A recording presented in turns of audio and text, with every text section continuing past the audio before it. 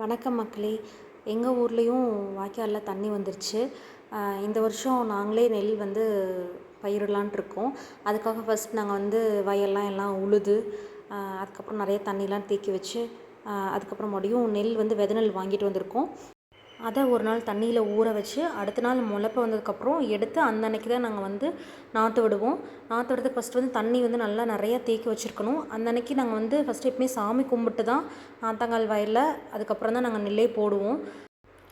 எப்பயும் வயலோட ஓரத்தில் நின்று தான் வீசணும். ஏன்னா சென்டரில் போய் நம்ம வீசணும் அப்படின்னா நெல் வந்து உள்ளே புதஞ்சிரும், அதுக்கப்புறம் முளைக்காது. அதனால் வயலோட ஓரத்தில் நின்று ஃபுல்லாக சென்ட்ரு வரைக்கும் எவ்வளோ தூரம் வீச முடியுமோ சுற்றி தான் வந்து தான் வீசணும். அப்படி நாங்கள் நெல்லை வயல் ஃபுல்லாக வீசினதுக்கப்புறம் அதுக்கப்புறம் அந்த தண்ணியை பார்த்தோன்னா அப்படியே தெளிஞ்சிருக்கும். அப்படியே நெல் வந்து உள்ளே போட்டது அப்படியே தெரியும், அவ்வளோ கிளியராக இருக்கும். அந்த அன்னைக்கு ஃபுல்லாக நாங்கள் வந்து அதில் இருக்க தண்ணியை நாற்றங்கால் தண்ணியை வடிக்க மாட்டோம்.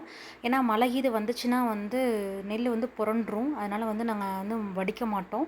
அதுக்கு அடுத்த நாள் என்ன பண்ணுவோன்னா நெல் தண்ணி கொஞ்சம் வடிச்சிட்டு அந்த நெல்லுக்கு மேலே வந்து என்னென்னா தேங்காய் நாரை வந்து தூவி விட்டுருவோம். ஏன்னா அதுக்கப்புறம் எப்போவுமே ஏன்னா 21 நாள் வந்து நம்ம நெல் வந்து நாற்று வந்து வளர்கிறதுக்கு விடணும். அதுக்குள்ளே வந்து மழை வந்துச்சுனாலோ எது வந்தாலும் வந்து சாஞ்சிரும் நெல். அது அந்த மாதிரி ஆகக்கூடாதுங்கிறதுக்காக அந்த நாற்று நல்லா இருக்கணுங்கிறதுக்காக அந்த தேங்காய் நாரை வந்து நாங்கள் வந்து அந்த நெல்லுக்குள்ளே தூவி விட்டுருவோம். நெல் வந்து செகண்ட் டேங்கிறனால லைட்டாக முளைச்சிருக்கு. அப்படி வந்து நம்ம வந்து தூவி விட்டோம் அப்படின்னா நமக்கு மழை வந்தாலும் பெருசாக நமக்கு பாதிப்பு இருக்காது அப்படிங்கிறதுக்காக தான் நாங்கள் வந்து இதை வந்து பண்ணி வச்சுருவோம். ப்ளஸ் நெல்லுக்கு நல்லா உரமும் கூட. அதனால் இது எல்லாருமே யூஸ் பண்ணுங்கள்.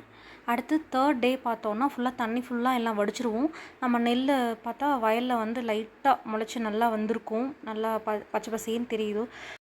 இதுக்கப்புறம் வயலில் வந்து நிறையா தண்ணி தேங்கி நிற்கணும்னு அவசியம் இல்லை.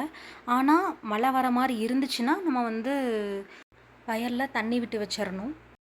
ஓகே ஃப்ரெண்ட்ஸ், இதுக்கப்புறம் டே பை டே எப்படி நாற்று வளருது, நாங்கள் எப்படி அரிச்சு நடுறோம் எல்லாமே வந்து நான் வந்து வீடியோஸாக போட போகிறேன். சப்போர்ட் பண்ணுங்கள், மறக்காமல் சப்ஸ்கிரைப் பண்ணுங்கள்.